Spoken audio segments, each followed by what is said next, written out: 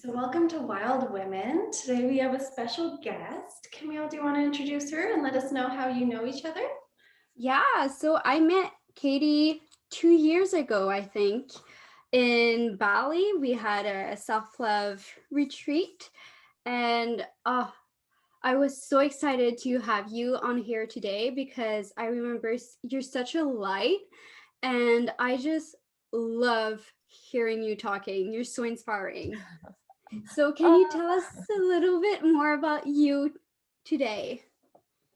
yeah, for sure. I can't believe it was only 2 years ago. I think, yeah, just 2.5 years ago, we were on this retreat and everything has just transformed and shifted for Mm. me, probably for you too, but it's Yeah. crazy. So now I am an empowerment coach. I help men and women to break free from fears of what people think, heal their deep rooted self worth wounds, and build unshakable self belief so that they can stop settling in life and start creating a life that sets their soul on fire. So I do that now because of my own journey, which all begun, I suppose, on that retreat or just before that retreat.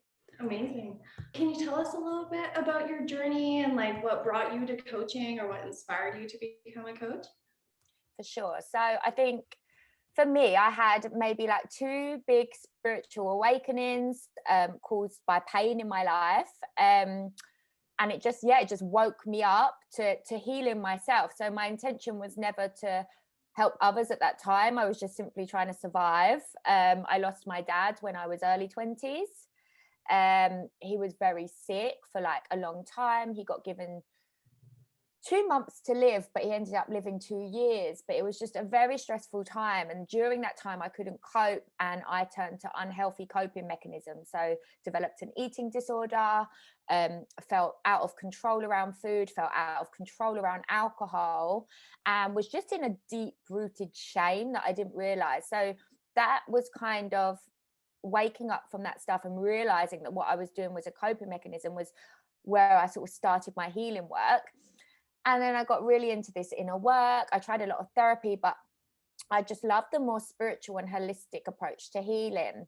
So I kind of went down that path a little bit, but just for myself again. And then a few years later, when I'd sort of healed from that stuff, I had a really bad breakup. So I was engaged and my life was heading a certain way. And then obviously it got turned upside down. I left the relationship and spiritual awakening too happened. And I realized there was a lot more healing to do and I went a lot deeper. And that's when I met Camille, when I'd come out of that relationship and I was all about the place, to be honest with you. I booked that retreat just focus on me and just change my life. And I think it was just after that that I realized how different life could be and how quickly you could make transformations and you didn't have to stay stuck. And I just had this desire to help others. I was like, I have to share this wisdom with other men and women who are stuck suffering and powerless over life because there's another way. So yeah, that's what inspired me, my pain really. The idea of getting stuck, I feel like that's something that so many people feel like they're in, they're just going through the motions every day and they don't understand like their ability to grow. In like your terms, how would you like define that feeling of being stuck? And why do you think people get there? I think, like, to me, being stuck, I would have used that word as well. Stuck to me would be stuck in my environment, stuck in situations, stuck in relationships. But actually, stuck is a mindset. It kind of like, to me, it was trapped. So, stuck to me felt like trapped. And it would be like blame. So, it would be like, I'm trapped because I believed for my 3 years or 2 years while I was struggling with an eating disorder, I was like, I'm stuck, I'm trapped because I'm at university and I can't leave, I can't move, I can't do anything else, I'm stuck here and having a really bad time in life. When actually, are you ever really stuck anywhere? Like you're never really trapped. You always have the power to leave a relationship, to leave university halfway through if you don't like it, to do anything, but you convince yourself like, I'm stuck, I'm trapped, there's nothing I can do. And I think when you can take responsibility and realize it just comes down to courage, then it's a way to like get out. And it's like focusing on what you really want. So if you're stuck somewhere, where do you want to be? I think a lot of people know they're stuck and they don't want to be here, but they don't know exactly where they want to be. So I think a big part of it is working out what you want, like where you are, and what's keeping you stuck, yourself. Like you can blame everything else, but it's always yourself. And then where do you actually want to be? And then you can start working out like the steps to get there. But yeah, I would just use the word stuck, to be honest, or trapped it was for me, I felt. I know, like, before you did coaching, you were in another completely different industry. What made you change to coaching? Like, did you feel stuck in that industry, in that I job? loved No, so like No? my past, I've had quite a few careers. Um, I was a hairdresser for like 10 years, and then I really wanted to get into events, which like in the UK is very competitive, it's very difficult. And so I went to uni like older as a mature student. So I worked really, really hard to get this events job in London, working with loads of brands, working in Ibiza. I literally got my dream job. So I really wasn't planning on being a coach. There was no plan for me to do this. And then last year during lockdown, I'd come back from traveling, and I had like, my intuition was shouting at me, like, I need to help people, I need to do something. And I didn't really want to, because I loved my job in London. Like the only reason I came back from traveling was because my job allowed me to have like a couple months off. So I didn't really, it was a bit annoying that I was like having this intuitive, it was literally a full body like anxiety that I could not ignore in the end. And I was like, I need to explore this. I didn't really know what it was at that point. And so I started to think like, well, who could I help and how could I help them? And that was last May. So when I realized in May that actually my sole purpose is to help others, to do something else and use my pain for purpose, that was I wrote some goals down in May, and I wrote empowerment coach. I wrote that I'm going to work for myself. I wrote all of this stuff with no clue as to how to make that happen. But a year later, yeah, I've done it. That's amazing. Yeah. Why do you think coaching is so important? To me, it's like I said, I'm a holistic coach. So I work very holistically with the body, like mind, body, soul, all is important to each other. For some people or some situations in your life, it's about therapy. I have had therapy, like it served its purpose. But for me, the real transformation happened, the real shifts with this holistic work. And it's something that you can do yourself. So with therapy, it's great for like talking, understanding why, understanding where your patterns come from. But with my work and like with a lot of coaching, it's like you're doing the work. And I think it's so important that people are able to feel. My whole thing is about from becoming powerless to reclaiming your power, right? But you can only reclaim your power when you know what actions to take. And this type of work is like actionable stuff. So yes, you explore what's within, you heal at the core of your struggles, your inner child, your shadow, all of that. But then it's action, and coaching is all about getting you to where you want to go. So I think it's so important to have therapy if you just feel like you need to really stay in the past and make sense of it all and make those links. And then maybe once you've had therapy, or if you don't need therapy, if you're stuck and you want to go somewhere, use a coach. Mm-hmm. Yeah, I can totally relate to that. I was in therapy for years, like all through my late teens. And then I finally was like, hey, like I need something a little bit more. Like I'm healthy, like I feel okay, but like I need that extra push. And a coach literally just it changed everything. You know, it actually made me feel confident in my recovery, confident in who I am. And yeah, no, I think coaching is so important and can serve so many purposes, whether it's just, you know, wanting a little bit more, or even, you know, healing from past traumas too. Like coaching can serve all those purposes if you're with a good coach. And yeah, sounds like you're doing great too as a good coach too. So that's amazing. Yeah, Camille, did you want to ask the next question? Yes. Well, I'm curious, did you do any specific kind of training to be a coach, or? Yeah, so at the beginning, because I didn't really know what I wanted to do, I actually wouldn't use the word coach. Like, I wouldn't admit to myself I wanted to be a coach. And like looking back, it's because where I was living, the people surrounding me, like they weren't familiar with this industry, with this work, with this stuff, you know, that to them it was like stupid and ridiculous. And I was quite open that I did all of this stuff, but like my affirmations and things on the wall behind me on post-it notes, I'd have them all up at work and people would just like take the piss, really. And so I think I didn't want to admit to even myself that I wanted to be a coach. So had I have admitted that to myself when I had this sort of awakening that I needed to help people, I would have done a coaching certificate. But instead I did an NLP course, which obviously is linked to coaching. But I did that because I looked at coaching and I remember saying to myself, coaching is not a real job. Even though I'd worked with coaches, I think I dated a coach and he was really cringy and too much. And so it put me off coaches, to be honest. That is kind of what it is. But I did NLP instead. But I actually ended up leaving the course towards the end, because I realized it's so set in its ways, it's so rigid.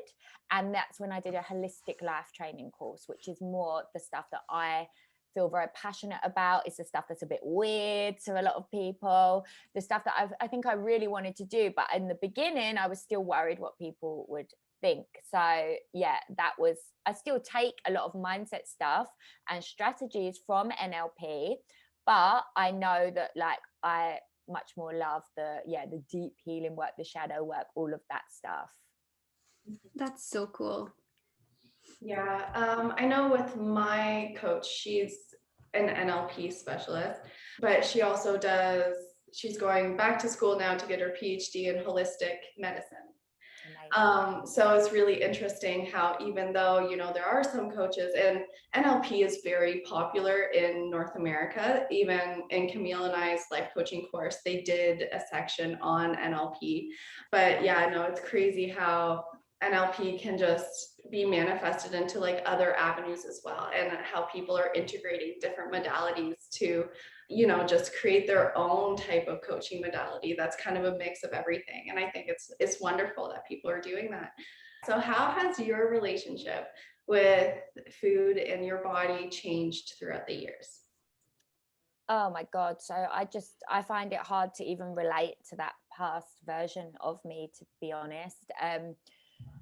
I think it's been about 4 or 5 years since my eating disorder days. I was like bulimic. I was secret bulimic, like nobody knew, and I wasn't, again, admitting it to myself.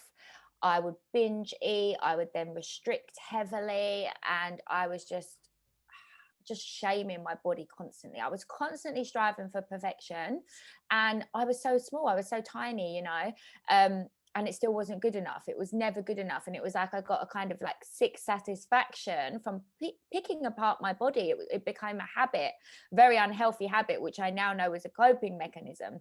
So although I was like pulling apart my body, it kind of came from a place of to avoid what was going on in my life, like a lot of stuff. But yeah, I was stuck in that for, I think, like 4 years. And I remember like thinking I would just love to think like a normal person, like you know, I know, Camille, you've had your things with food, and it's like my thoughts were just consumed 24/7 with what I ate that I shouldn't have eaten, and then the guilt and the beating self up that came with that, and then the shame for the binging, and then the anxiety that came from worrying about what I was going to eat next, or if someone was cooking for me, and then a shame around my body and like picking on my body. And that was like the loop of my life for a long time. And I actually had CBT to get me like out of the eating disorder, but to be honest, it was still there a little bit. You know, like I was a lot more healed, but I wasn't fully there.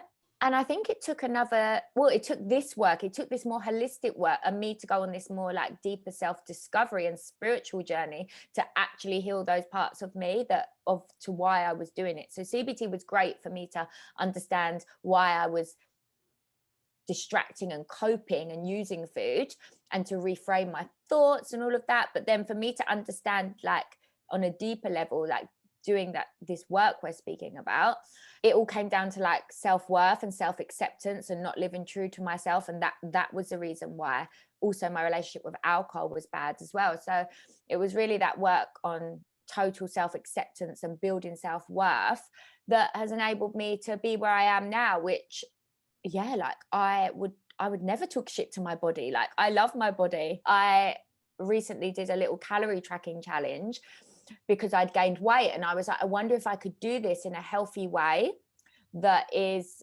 well, you know, from the calorie tracking days, if you've got an eating disorder, it's very triggering. So I tried it and I was like, oh, I can do this, and I can also not do this. And so, yeah, I do feel free around food. That's so good. And I can resonate so much with like therapy helped so much for like the behavior part of it, but for like feelings of not feeling enough, like that's where like the self-love and the deep healing works like actually came from the holistic and the spiritual path as well for me. Yeah. You mentioned with alcohol. So what was your relationship with alcohol? I think with alcohol, it was a strange one because at that time, people, you know, you were either an alcoholic and you had a problem with drinking, or you didn't. And I felt like I was this like hybrid thing in between. I was like, well, I don't have a problem. I'm not an alcoholic. I don't drink very much. I drink maybe like at the weekend, and not even every weekend, every few weekends. But it comes back to this like feeling powerless and out of control. And I just couldn't have a couple. I would just go out and binge drink. And when I binge drank, also led to me binge eating. So then the next day and the next day after that, it would be shame and beating self up in this cycle. So the two were kind of linked. And I remember on the retreat that Camille and I were on together, speaking about alcohol, like, oh, I wish I could change my relationship with alcohol. I don't understand it. And it was the exact same to healing that relationship as it was with food, that void within, that not living true to yourself. But yeah, I longed to be able to just have a couple. I was like, looked at people that could go on a night out and just have a couple and then go home. I would always be the last one standing, who'd lost a shoe, who everyone thought was hilarious, the party girl, really. Mm-hmm. And how did that change? Like, how were you able to shift from that? It was a long process. So this is something that I really help clients with now, because again, there's a lot of shame associated with having a problem with your drinking, because you don't want people to think you've got a problem because you're not an alcoholic. But then people don't speak up about it, and it gets worse because they don't want to tell their friends on nights out. They don't want to miss on nights out.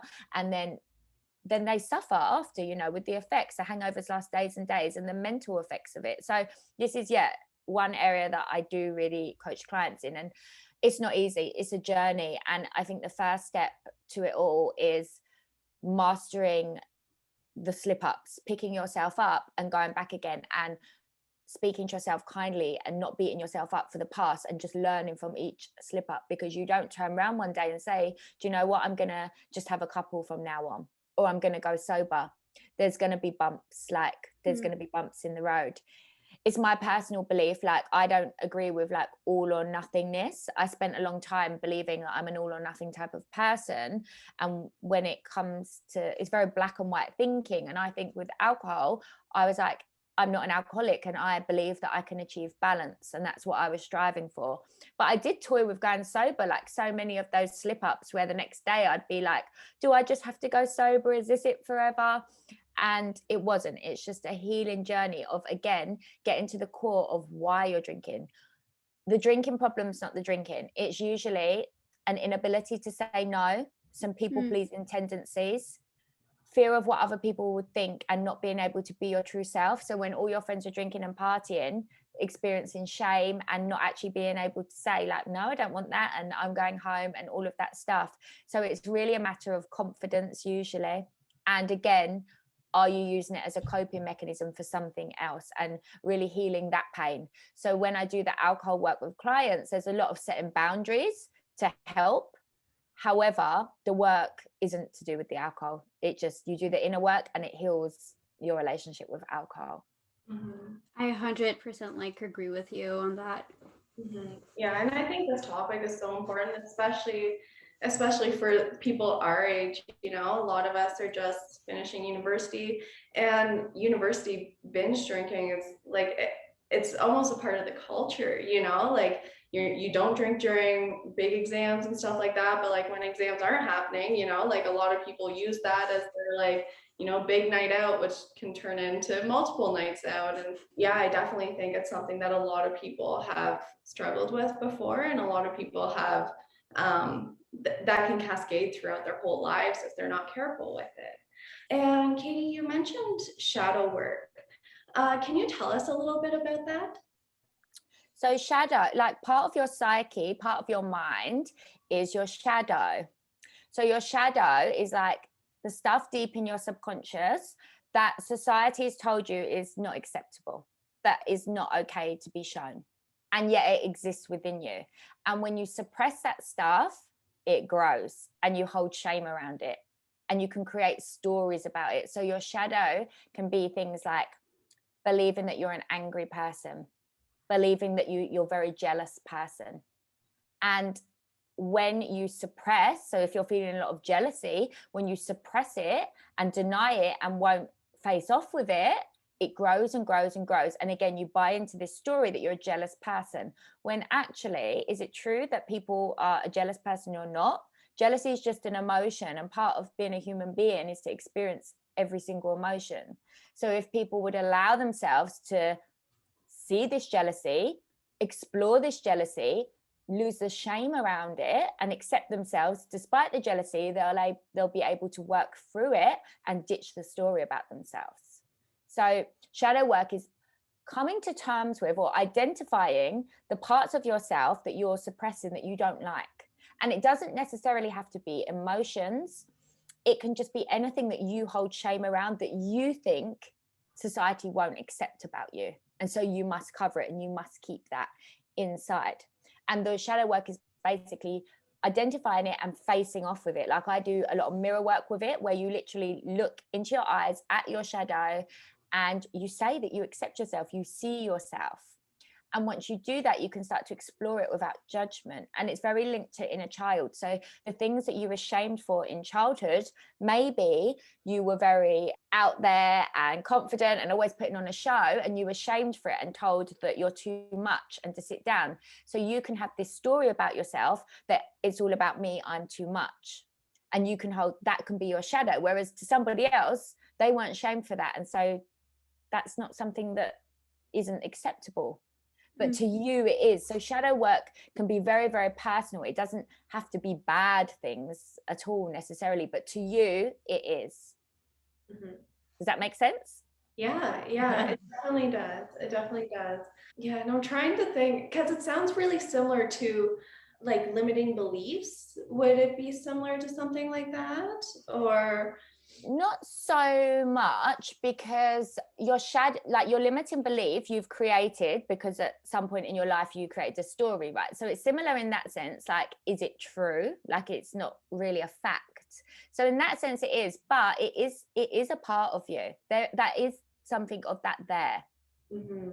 So it's kind of like a part of your psyche. So you know, like your inner child's a part of your psyche, you know, your ego is a part of your psyche. So is your shadow, and you will always have a shadow.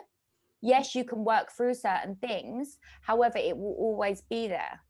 So if you've worked through one thing, there's going to be something else. You can't have no shadow, right? So shadow work is basically, if you want to work on true self-acceptance, which has to come before self-love, shadow work is how to accept all of you, the bad parts. Mm-hmm. To love yourself, even though you can be super jealous, or you can be super controlling, or you can think it's all about you, or whatever it is that's your shadow. Right. Okay. Yeah, I understand it much better now. Thank you for clearing that up. Now, you mentioned that you were in a toxic relationship or a bad relationship before you met Camille and all that. How did you heal from that? I went in doing this work. I really did. So the first step to healing was, well, I started again in life. So I left that relationship, and I'd actually been sacked from my job. That wasn't my dream job. That was literally the job I had before. I got sacked. I felt awful. I'd crashed my car. I broke up with my fiance all in this same day. I did, like, literally got sacked and broke up with my fiance. So it was all a bit traumatic. And then I moved back in with my mum, and I was just sitting there like, what next? Like, what to do? And that's kind of where my healing started, because I was like, actually, this is a great opportunity. I get an entire fresh start. Like, I get the opportunity to start again. And that's when I booked the retreat, sitting there depressed, scrolling on Instagram on the sofa after my breakup in a blanket. Not very glamorous. But it began then. And then I went on the retreat, and then I just was like, I'm just going to take like a break. Like, I'm not gonna date for the sake of it. I'm not even gonna date, and I'm just gonna focus on me and my healing and everything that I love to do. And I'm gonna create a vision for my life that doesn't involve another. And then if somebody walks in, great. But I just really focused on my healing work, which is all the work we're talking about, my shadow, my inner child, all of it. Mm-hmm. Mm. But what made you like realize that that relationship wasn't right for you? A lot of things. So the wedding was booked, and I knew I shouldn't have been doing it. But again, I wouldn't face off with that. I wouldn't acknowledge that, because to me, it was like society's boxes that you have to tick, right? You go uni, you get this job, you get married, and all of a sudden I'm doing all the things in the right order that I didn't think I'd do. So I was like, oh, I'm successful. Like, I'm doing it, because for a long time I had this belief that I would never get those things. I don't know why. I just thought, a lot of people have this, a lot of clients create this belief that they're not going to be able to do all those things. There's something wrong with them. They're different. They're unworthy. And I had that story. And so when I got the opportunity, I just was like, oh, finally, safety, security. My life is planned out. I can relax. But it wasn't right. It was not right at all. It was very toxic. I was acting out from a wounded space. He was acting out from a wounded space. And it was very volatile. There was a lot of inconsistency. He would say he was going to leave. I would beg for him to stay. It just got out of hand. And in the end, he did it so many times. I was like, each time you do this, I care a little less. And I realized like that the wedding was a big mistake. But it was in Ibiza, like, we live in the UK, a lot of people had booked. It was a very scary thing to do, but I really had to let go of what other people think and just do me. So I suppose my healing journey began when I said that, because I was like, people have paid for the hotel, people have done this, and I had to let it go. Mm-hmm. Yeah, for sure. I had a very toxic, about 6-week relationship. But what I found the most crazy about that relationship was how much I changed. You know, I was doing things that I would never see myself doing, you know, like same thing as you, like begging someone to stay. I've never ever done that. Like, and I've always been, you know, wearing the pants in the relationship. This relationship, I was not like that at all. I was the most I was very codependent. Like, it almost changed my personality completely. And obviously, thanks to friends and family, they helped me realize that before I got down a really bad hole. But why do you think that happens in relationships sometimes, where people just start acting completely out of character? I think there's a lot with a power dynamic. And what's different, like, I'm in a relationship now, which is completely different, but it's always a power dynamic of one person trying to have power over the other. So I was the same, like, in all my relationships, I'd always been one foot out the door, like, not as invested as the other person. I'd never let my heart fully open, even though I'd been in like 2 long-term relationships before that. And then with this one, it's like he got power over me. And all of a sudden, I was like doing everything to please him. And like you said, like, change my personality, suppress parts of myself. It was just quite manipulative.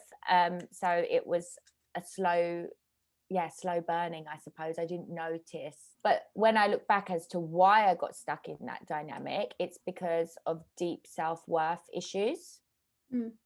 Not believing that I was worth more, limiting beliefs and patterns in my family about the way things end. And, you know, I had this thing that somebody has to do something really bad for you to leave. And in all my relationships, instead of leaving at the point where I just wanted to because it wasn't serving me, I waited for really bad things to happen. And so again, like the same situation happened. It's like I should have left sooner. I didn't have the courage, the confidence. I didn't feel good enough to go and meet somebody else. And I felt like I just had to make this work. And so I stayed until it got so toxic that the only thing to do was to break up. And I know a lot of people, a lot of clients do the same thing. Oh yeah, definitely. I think it will resonate with a lot of people. I do want to talk about your post-it and all of your affirmations because I love when you post about that.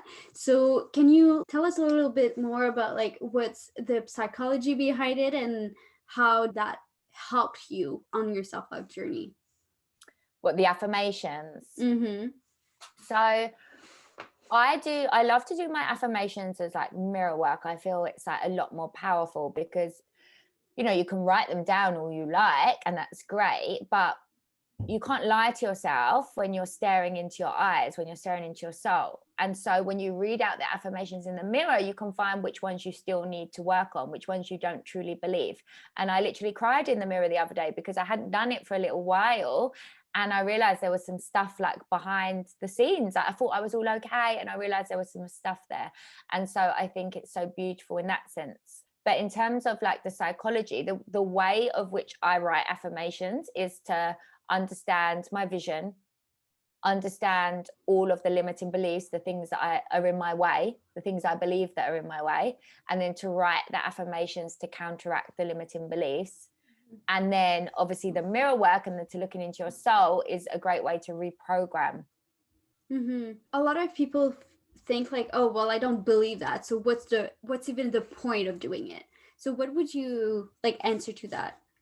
It's exactly true. I say to clients all the time, like I had this conversation with a client not long ago this morning, but all the affirmations in the world are not going to help if you still have got this belief there. So the true work, which you kind of need to work with a coach or a healer or somebody to work through, is what is this belief? Where does it come from? And go and heal at the core of your struggle.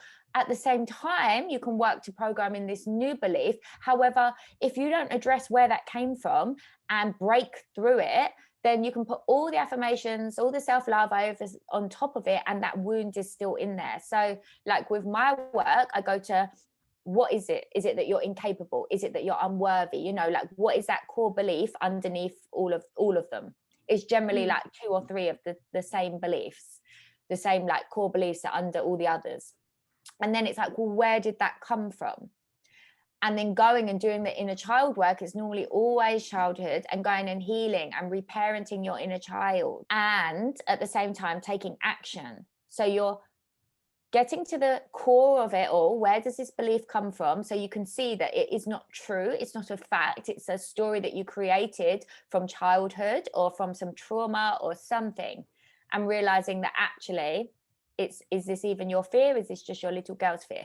Then the next thing is that obviously what do you want to believe instead? But I don't believe that yet. So how can you make yourself feel like this is your new truth, this new belief, by taking action to get there? So my client this morning, hers was about becoming an independent, committed woman. And that's what she wants to believe, because her inner child believes that she can't take care of herself and that she needs others and that she doesn't stick to anything.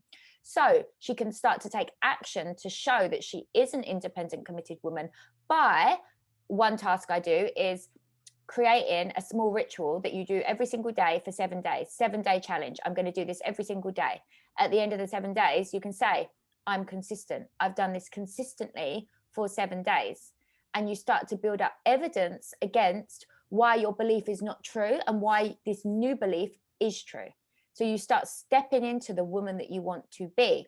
So if it's like, again, like you can give up, if you're drinking a Diet Coke every day, give up the Diet Coke. You know, don't start with the big thing. If it's alcohol you want to give up and it's your biggest dilemma right now and you're struggling, you know, you're going to try and do that and you're going to feel like you're going to flop, you know, but start with the smaller things. And then once you start to build this belief that you are consistent or that you are capable or whatever it is for you, you're gonna be able to work on the bigger things. So, you know, if you do not believe, another example is if you're trying to say that you love your body and you do not, you really need to do the deep self-worth work on where that came from, that body shame, and work on self-acceptance before self-love. So work on with your affirmation. Instead of saying I love my body, you can say I'm learning to love my body. And then again, action. This is a key point. Every day taking action. If I was learning to love my body, how would I do that? I would spend 5 minutes rubbing my moisturizer into my naked body and looking at it. You know, like I will start to do these small little things so that I'm coming at this from 3 ways. So saying the new affirmation, healing where it came from, probably the inner child, and taking action to make myself feel I'm stepping into whatever this new affirmation is. That makes like complete sense. And I think like it's so important because a lot of people forget the action part. Yeah, for sure. that's just it. I know even for me, Camille's doing a little self-love experiment right now. What we do during this is every day we're supposed to post a no filter compliment of ourselves. And I did mine yesterday, and Camille and I were talking about it last night. Like, I thought I was doing okay, like when it came to the whole confidence thing, but then, you know, trying to actually tell myself a compliment, like that was hard. Like my voice cracked near the end of the video. I was like, maybe this is something that I should probably put a little bit more time into working on. But yeah, it's crazy how like your self affirmations can really tell you a lot about yourself and like the aspects that you still need to work on. Yeah. Now, we found this topic on your Instagram page. How important do you think it is to be in sync with your body and your period? Yeah, so I started this work about a year ago, just under a year ago, and it all came about because I didn't have a period for about 5 years. And I'd always wanted children, and it just terrified me. And so when I started to get them back again, I was like, it's really important for me to connect with my body and start to listen to the messages that it sends. So the holistic healing work is about emotions are stored in your body, you know, suppressed trauma is all stored in your body. And your body will give you messages through pains, through rashes, through your period, how regular it is, how heavy it is. And a big part of me understanding myself and what's really going on is to connect with my body, and my period is a massive part of that. So if my period is inconsistent, still what is inconsistent or not quite right in my life, you know, if my period's really heavy and painful, we are told that that's just the way it is sometimes, and it shouldn't be. So yeah, I've got really into this now. Again, as well, another really important part of it for me is connecting with my feminine energy. And the reason why I didn't have periods, I believe, as well as stress and trauma and things, was because I had a big disconnect from my feminine energy, and I was very in my masculine. And so when a way to tap into your divine feminine energy is to understand your cycles and connect with your body. Oh yeah, I love that. I feel like people don't talk about this enough. Yeah. And this is a bit of a personal question just for me, because I've always struggled with my period. And of course, the typical Western doctor told me, well, just get on birth control. It'll be fine. Not so much. So how would you, like, if someone needed advice about, you know, becoming more in sync with their period, with their body, what would that advice be? So if they were on birth control or wanted to come off birth control, do you mean? No, just trying to become more in sync with their period and, you know, having a consistent period. Well, I think the first thing is that if your period's inconsistent, it's starting to look beyond what doctors will tell you. So sure, seek like medical advice. Like I was under a lot of different specialists. I saw so many, had so many tests, but they couldn't really work out what it was. But the mind-body connection is strong. So it again goes back to this inner work. So if your periods are inconsistent, take a look at your life. Take a look at your emotions. Are you holding on to anything from the past if you're not having a period? Are you, suppressing anything? Are you fulfilled in life? You know, like what is going on with you? And how could your periods be like a sign? Like, what could, just open the question, like, what are you trying to tell me? I do a lot of womb meditations to connect with my womb, and this is what brought my periods back. People think I'm nuts, but by talking to my womb, I stopped shutting off from it, and I started to develop a connection. So if your periods are irregular, or you've not got a healthy relationship with your periods, have you got a healthy relationship with your womb? Do you hold any shame, any sexual shame from your past? All things like that. And then starting to build this relationship through meditation, through talking in the meditation. The few times I did that, I couldn't get anything back, and I would be in a workshop with loads of people getting all these messages, and that's when I realized just how disconnected I was. So no wonder I wasn't having periods. Yeah. Do you recommend like doing like yoni eggs and all of that? Yeah, like I don't actually have a yoni egg, but I'm all for the self-pleasure, because again, it's relationship to your yoni. Like I went on a yoni retreat as well. I had a lot of like blocks, like blocks of in terms of connection, and I didn't feel, in terms of pleasure, like I didn't feel so open about it. And now I love to talk about it. I think it's like, again, it's our birthright as women. We have a clitoris which only job is to receive pleasure. So why is this not more self-care almost? Yeah, for sure. So this is a little bit off topic, but we are both self-help book gurus. So what books do you recommend? What books really influenced your life? What books do you recommend to your clients? So I think for holistic healing and to understand the mind, body, soul connection and the power that you have, it's an old book, but it's amazing. You Can Heal Your Life by Louise Hay. Have you read it? No, but it's in my to read list. Yeah, that's amazing.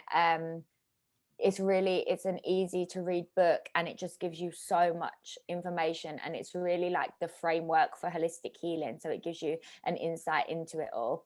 So that's amazing. That's one of my favorites. My ultimate favorite book ever is called Light is the New Black. Oh my god, yeah. You have it? Yeah. Here. I'm supposed to read it this summer. Oh, you've not read it? Best No. book ever. So it's about spiritual awakening, and it's about coming out of the spiritual closet, which I feel so many people, not all their friends are into this stuff, especially like you guys' age. Like when I was that age, I was the only one, and you feel a bit weird for it. And actually, when you just let yourself out, you have a whole new life, opportunities. You'll make new friends that are into it. And she kind of speaks a lot about that. She speaks a lot about how you can turn your breakdowns into breakthroughs. And I read it when I was having a breakdown, so that was pretty helpful. There's tons of journaling in it. So it's really like active book, all about passion, purpose, and spirituality. It's a lovely book. And one more book, which is really great, that I forgot about, and then I actually pulled out yesterday when I was like having a tidy out, is called The Inner Fix. Oh my god, yes. I just passed this book to Sarah recently, and she loves it.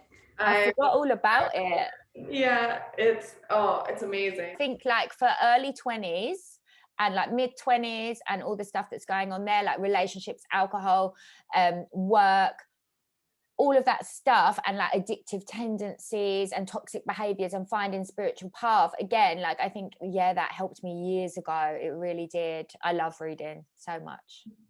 Yeah, that's amazing. And you talk about like spirituality. Do you believe in like manifestation? Yeah, I love like manifestation changed my life. So I think, I feel I manifest so much. I manifested my partner. He's my soulmate. I manifested my apartment that I live in the beach now. I manifested, like the most important things in my life. Like I turned from goal setting to manifestation, and it all just feels a lot easier. That's amazing. And like, what is the technique? The technique. I think the important things are trust, because when you're not trusting, you're controlling, and when you're controlling, you can't always get what you want. Like you can never control anything fully. So it's like trust and surrender are key points of it. You can still take the steps you take as if it was a goal, break it down. What do you need to do? And then it's so important that you just trust and develop like really develop that connection with spirit, with universe, whatever you want to call it, with your higher power, and take that time out to do that each day so that you can connect to your soul. And really, because it's easy to say people, oh, just trust, but how do you trust? Yeah. And that's how I do, by connecting to the universe and knowing it's not just trust, self-trust, it's trust that the universe has my back. And if this thing that I'm trying to manifest is really what's meant for me, it will come to me in divine time. And all I need to do is just stay focused, just keep taking action, and just trust it will come. And I feel like for me, like a big thing about manifestation was learning that it's not because it doesn't happen exactly when I want it to, it doesn't mean it won't happen at all. Yeah, exactly. If it's not I love that so much, because again, with the whole masculine energy, I was always achieving because I was always setting goals, but I was exhausted from relentlessly pursuing these goals to hit them bang on deadline. And if things didn't go my way, I'd be stressed out. But manifestations really helped me to balance those energies, to see like, I don't always know what's best for me. The amount of times we've thought someone or something or some job's best for us, and in hindsight we're like, oh God, that really was not best for me. So it's like with manifestation, it's like in the moment when you're not getting that thing, it's remembering, oh, do you remember all those times when I thought this thing would be great for me? Oh, maybe this is one of those times. The universe knows what I really need. Yeah, I love that. I do have one kind of personal question. You talk about that, like, you lost your dad. And so I'm still like in that grieving process. What helped you in that journey? Allowing myself to feel all my emotions. So I didn't feel safe to feel all my emotions at points, because it's a scary thing to do. And when I was so consumed by grief, I could do nothing. I remember lying on the sofa thinking I'll never be able to get up, crying on the floor, and that's the lows of grief. But it is a process, isn't it? There's like 7 steps or something, and I don't believe that you go through them in the right order. I believe they pop up here, there, and everywhere. Do I believe that you ever fully heal it and you ever fully like end the process? No, I think it's, if they're an important person in your life, I can get randomly struck by grief, on a random day, and I have to work out that that's what it is. But for me, it was releasing shame around the fact that I can still be grieving 3 years later on a random day, and just owning it and just accepting it and just feeling it. And I love to, like, again, holistic healing, but move emotions through my body. So rather than sit and wallow in the emotion, it's like, if I feel angry, I'll scream into a pillow. I'll go out and I'll scream in my car. I will punch a pillow. I will like literally just lose my shit, and I will just get that anger out. If it's anger, if it's sadness, I will have no shame in crying my eyes around. I will dance. I'll put music on. I will literally move them out of me. I will shake and get tension out of me. And that really helps me to not just say, oh, okay, I'm feeling really angry and sad and whatever it is resulting from the grief today, and I don't know what to do about it. That actually helps me to feel like once you express an emotion, you can release it quicker. I love that you said that, because I feel like in our society, a lot of it is like, okay, well, you have like a couple days, 1 week, maybe even a month to like deal with your issues, and then that's it. Do as if like it never happened and keep going on, right? But it's not really like that. Yeah, exactly. If you don't allow yourself to feel everything that comes with the grief, again, emotions are in the body and they're suppressed down there. So at the time, if you don't feel them, or you don't even finish feeling them because you feel like, I should be better by now, it's been 2 years, it's been 4 years, whatever, I should be better, they don't go away. You might convince yourself on a day-to-day basis they're gone, but they're in your body and they will manifest as dis-ease. They'll manifest in your no periods. They will manifest in back pain that is unexplainable. They're toxic for the body. No emotion is toxic, but when it's suppressed and you don't give yourself permission to feel and release it, it becomes toxic. So yeah, it's like admitting to yourself that this is arising and being okay with that, which is hard. Yeah. Thank you. Like, I love everything you just said. Yeah. So do you have a mantra or any mantras that you follow that, kind of gets you hyped up, but also gets you focused type of thing? Well, my Instagram handle is feel the fear, do the thing. And that's kind of like my life mantra, I suppose, because I was held back by fear for so long, waiting for it to go, to do something, whether that be have a scary conversation and be vulnerable, whether that be leave my job and follow my soul calling, whether that be leave the relationship.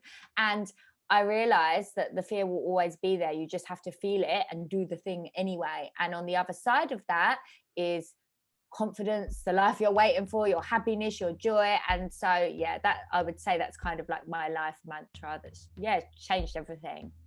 Amazing. That's amazing. Thank you so much for talking with us. It was such a beautiful conversation. Thank you, ladies. Thanks so much for having me. It's been fun. So you can find me at Feel the Fear, Do the Thing is my handle, under Kady Empowerment Queen. That's where I'll be. Thanks again. Thanks, girls. Bye. Bye.